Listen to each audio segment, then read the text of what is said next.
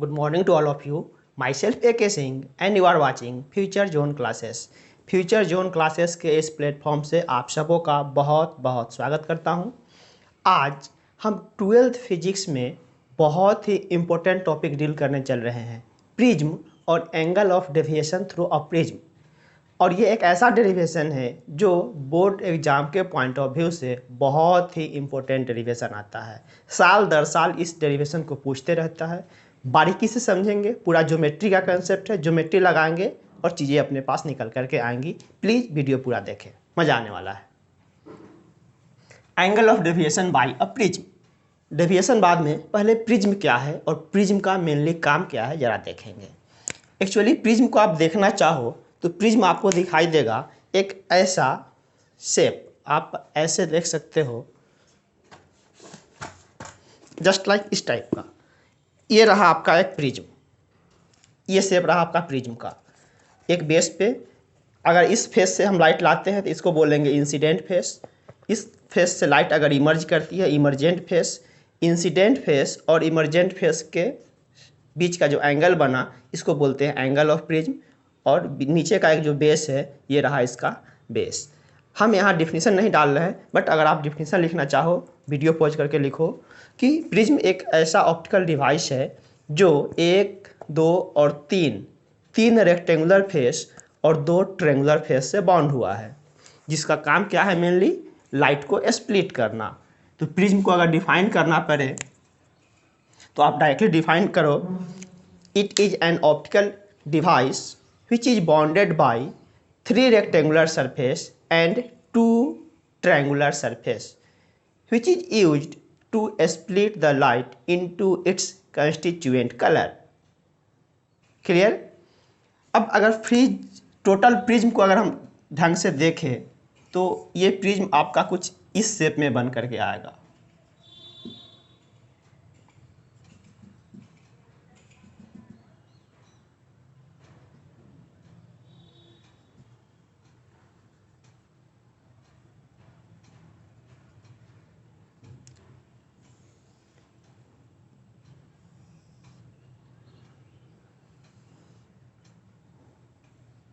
ये रहा टोटल आपका prism, this face and this is called angle of prism A. But हम लोग जो फिगर देखते हैं प्रिज्म का ऐसे ट्रेंगुलर शेप में फिगर, मतलब केवल आपको इसका ये साइड फेस दिखाई दे रहा होता है, फ्रंट फेस नहीं दिखाई दे रहा होता है। अगर हम बात करें यहाँ पर, ये रहा एंगल ऑफ प्रिज्म ए। इस फेस को अगर लाइट हम इस फेस से ला रहे हैं तो इसको बोलते हैं इंसिडेंट फेस। ये रहा इमर्जेंट फेस, और इस दोनों के बीच का जो एंगल है जिसको बोलते हैं एंगल ऑफ प्रिज्म। ये प्रिज्म का बेस रहा। इतना फिगर आप प्रिज्म के लिए पहले प्लॉट करें, फिर हम इसके डेविएशन के लिए। तो यहाँ पे पहले आप डेविएशन को डिफाइन करो। तो डेविएशन क्या करो, जैसे मान लो कि अपने पास यहाँ पर एक प्रिज्म है, कोई एक प्रिज्म है जिस पे हम किसी एंगल पे लाइट को लाए, जहाँ पे लाए वहाँ से हम नॉर्मल एक ड्रॉ करेंगे। ये अपने एक्चुअल पाथ जो कि इसका ऐसा था, थोड़ा सा ये बेंड करेगा अपने एक्चुअल पाथ से। फिर यहाँ हमें एक नॉर्मल प्लॉट करने पड़ेंगे और वापस से डेंसर मीडियम से रेयर मीडियम पहुँच रहे हैं, अपने पाथ से फिर से थोड़ा सा डेविएट होगा। तो इंसिडेंट डायरेक्शन ये था और इमर्जेंट डायरेक्शन ये रहा। इंसिडेंट और इमर्जेंट के बीच का जो एंगल बना इसको बोलते हैं हम लोग एंगल ऑफ प्रिज्म। क्लियर? तो आप पहले ये फिगर डालें, देन एंगल ऑफ प्रिज्म को थोड़ा सा, डेविएशन को थोड़ा सा आप डिफाइन करें। डेविएशन को अगर डिफाइन करेंगे तो यही एंगल आपको डेविएशन दिखाई दे रहा है। क्या लिखेंगे? The angle between incident ray and emergent रे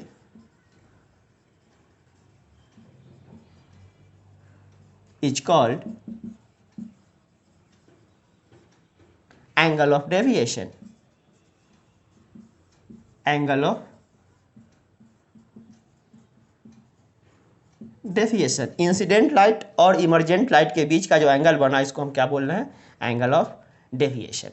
हमें करना क्या है, एंगल ऑफ डेविएशन के लिए न्यूमेरिकली कुछ वैल्यू निकालना है कि कितना होता है डेविएशन, और ये एक्सप्रेशन एग्जाम के पॉइंट ऑफ व्यू से बहुत ज़्यादा इंपॉर्टेंट है। क्लियर, आते हैं, चलिए अब इसके जरा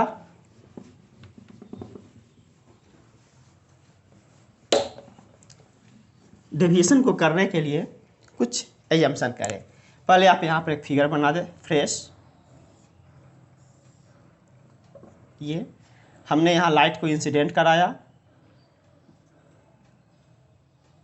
परपेंडिकुलर ड्रॉ किए, एक्चुअल पाथ इसका ऐसा था, हमने इसको थोड़ा सा बेंड करा करके यहाँ लाया।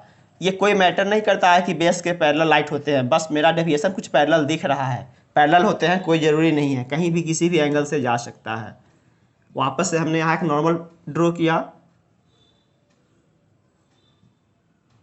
इस नॉर्मल से फिर से, चूँकि यहाँ पर जो आप यूज कर रहे हो म्यू प्रिज्म का डिफ्रैक्टिव इंडेक्स है, इधर भी एयर है, इधर भी एयर है, इसके बनिस्पत ये डेंसर से रेयर में जा रहा है, लाइट अपने एक्चुअल पाथ से नॉर्मल से दूर भागेंगे और फ्रॉम दी नॉर्मल जाएंगे। यहाँ पे इसका जो पाथ था ये, और यहाँ पर कुछ डेल्टा बनाया जिसको हम बोल रहे हैं एंगल ऑफ डेविएशन। ये रहा एंगल ऑफ प्रिज्म ए, कुछ ने यहाँ नाम डाल देते हैं ए, इस पॉइंट का नाम पी, और ये जो दो नॉर्मल हम प्लॉट किए हैं इस दोनों नॉर्मल को हम आपस में आगे बढ़ा करके मिलाते हैं। इस पॉइंट का नाम डाल देते हैं एम, इस पॉइंट का नाम डाल देते हैं क्यू, और यहाँ पर एक पॉइंट डाल देते हैं एन। ये जो एंगल है आप गौर से देखोगे, एंगल ऑफ इंसिडेंस, यहाँ पर जो एंगल है angle of emergence. First face पर यहाँ पर आप गौर से देखो, फर्स्ट फेस का एंगल ऑफ रिफ्रैक्शन, नॉर्मल और रिफ्रैक्टेड लाइन के बीच का एंगल, और यहाँ पे हमने एक नया एंगल मान लेते हैं R2 जो कि सेकेंड फेस का एंगल ऑफ इंसिडेंस है, म्यू प्रिज्म का रिफ्रैक्टिव इंडेक्स है, ए प्रिज्म एंगल है। इतना चीज़ को पहले आप लेट करो, let A angle of prism, I incidence angle at first phase, R1 angle of refraction, angle of refraction at second phase, R2 angle of incidence, sorry R1 है angle of refraction first face का, R2 angle of incidence है at second face, E angle of emergence,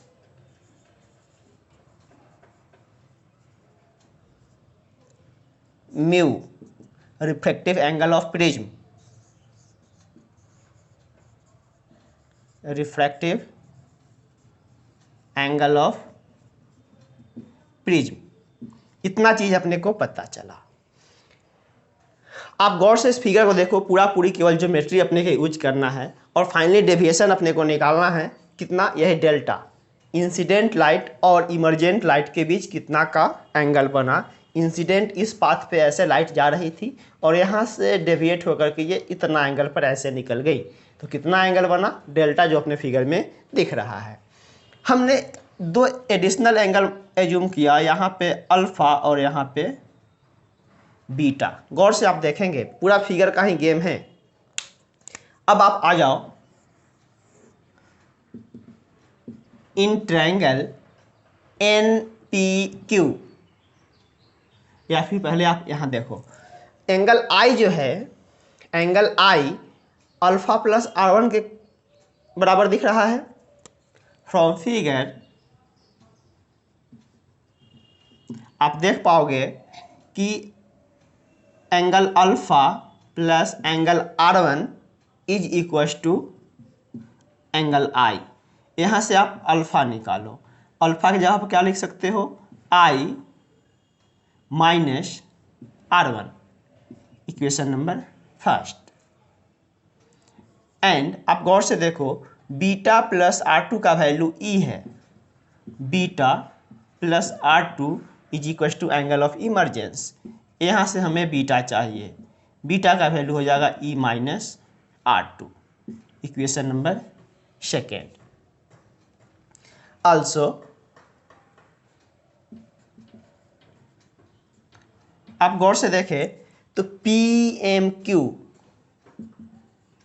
in triangle PMQ, गौर से देखेंगे PMQ एक triangle दिखाई दे रहा है जिसमें तीनों एंगल का summation 180, R1 plus R2 plus angle M, जो भी यहाँ पर एंगल बना हुआ है, एक ही एंगल बना हुआ है, इज इक्वल टू 180। क्लियर? इसको आप इक्वेशन नंबर कर दो third. And in quadrilateral APMQ, in quadrilateral APMQ एक क्वाड्रिलेटरल दिख रहा है जिसमें आप गौर से देखो एंगल P, मतलब इस फेस पे ये नॉर्मल ड्रॉ किया गया है, मतलब यहाँ पर जो एंगल बना हुआ है डेफिनेटली ये कितना एंगल है, 90 डिग्री। फिर इस फेस पे ये नॉर्मल प्लॉट किया गया है, मतलब वापस से यहाँ जो एंगल दिखाई दे रहा है मीन्स एंगल APM 90 होगा और AQM ये भी 90 डिग्री का एंगल होगा। हम केवल एंगल लिख रहे हैं। इस क्वाड्रिलेटरल में आप देखो एक एंगल यहाँ दिखाई दे रहा है, angle A plus angle P का सेंस है APM, क्योंकि इस क्वाड्रिलेटरल में जो एंगल P हम डिनोट कर रहे हैं वो कौन सा एंगल दिखा रहे हैं, APM, angle P plus angle M plus angle Q, Q means what, AQM, और इसका समेशन कितना होगा 360 डिग्री, जिसमें एंगल P 90 डिग्री है और एंगल Q भी 90 डिग्री है।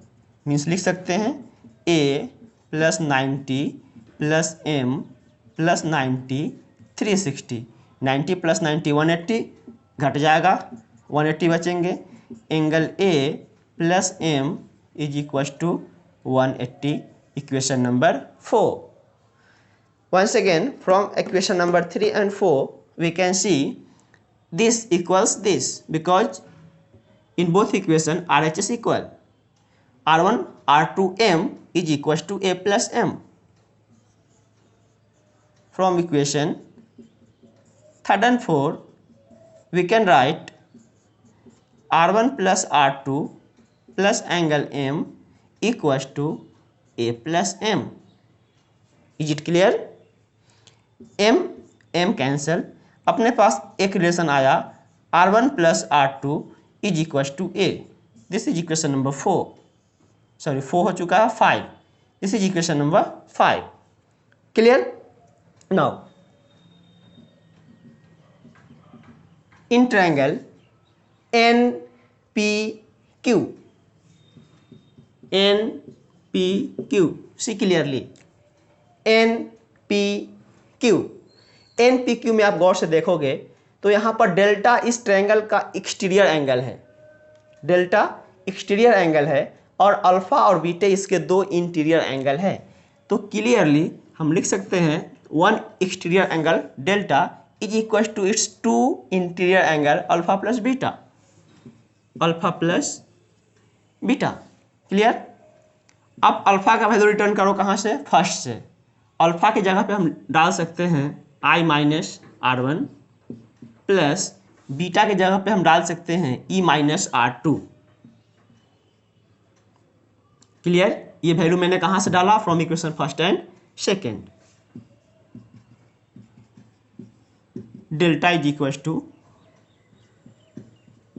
I plus E minus R1 minus R2, delta equals I plus E minus common खींच लो R1 प्लस R2, डेल्टा is equal to I plus E minus R1 plus R2 के जगह पे हम A लिख सकते हैं from equation 5। Delta equals I plus E minus A, I plus E minus ए, ये वैल्यू मैंने कहाँ से डाला, from equation number 5, and this value from equation number 1 and 2। तो आई होप क्लियर हुआ कंसेप्ट। हमें यही डेविएशन निकालना है।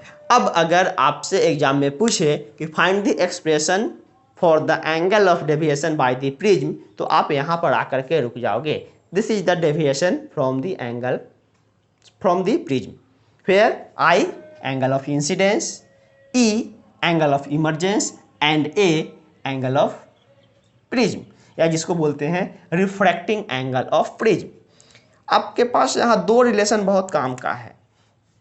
एक relation this R1 plus R2 is equal to A. R1 plus R2 means what, R1 first face का angle of refraction और R2 second face का एंगल ऑफ इंसिडेंस। अगर आप क्लियरली देख पा रहे हो तो देखोगे यहाँ नॉर्मल है और ये इंसिडेंट लाइट है, तो इंसिडेंट लाइट एंड नॉर्मल के बीच के एंगल को क्या बोल रहे हैं, एंगल ऑफ इंसिडेंस। इस और इस मीडियम के लिए ये एंगल ऑफ इंसिडेंस है, जिसको हम R2 से दिखाए हैं।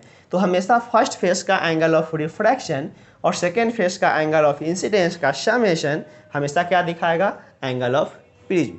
तो एक रिजल्ट यहाँ पर और एक रिजल्ट यहाँ पर। तो जब भी आपसे बोर्ड एग्जाम में पूछे कि डेविएशन निकालो थ्रू प्रिज्म, इतना काम करने हैं और यहाँ पर आकर के रिजल्ट को छोड़ देने हैं एग्जाम पॉइंट ऑफ व्यू से। बट अगर मेंस के लिए हम करें, नीट के लिए करें, तो इस रिजल्ट में थोड़ा सा भी और काम करेंगे। आप इतना तक पहले नोट करो।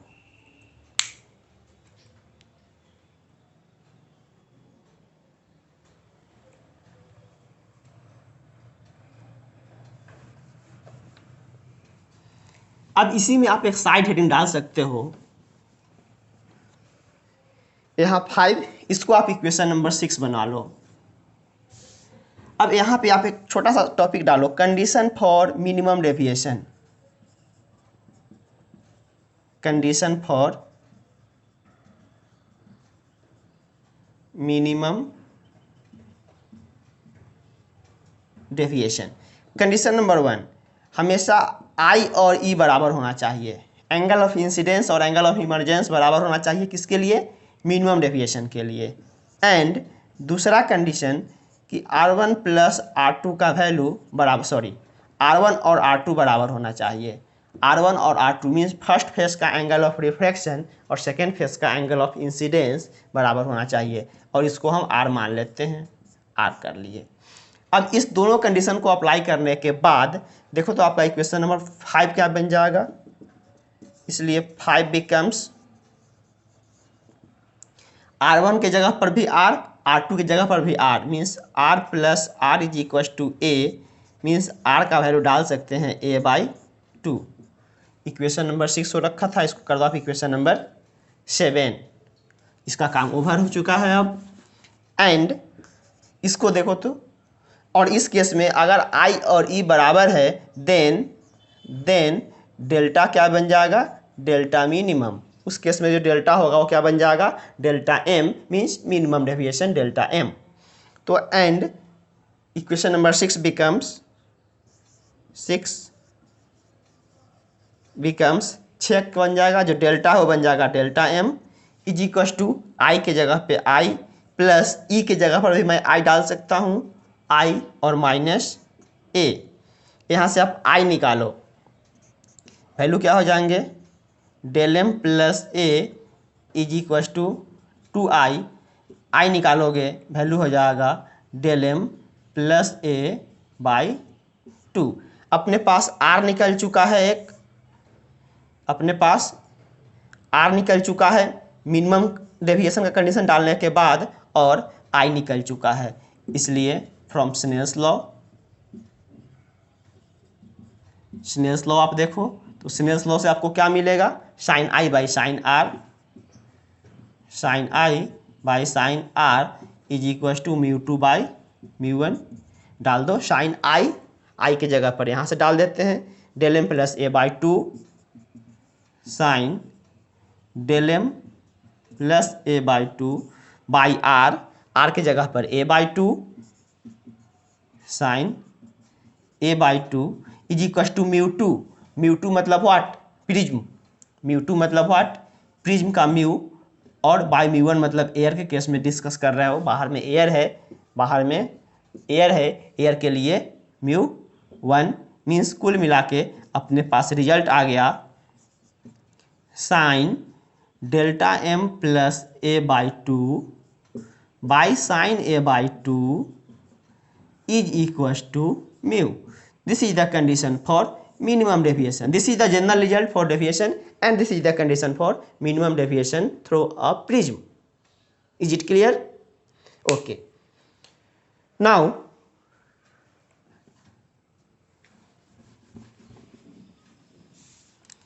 अब हम एक और चीज़ जानते हैं कि बहुत छोटे एंगल के लिए इस रिजल्ट के बाद एक छोटा सा अप्रोक्सीमेशन करूं फॉर ए स्मॉल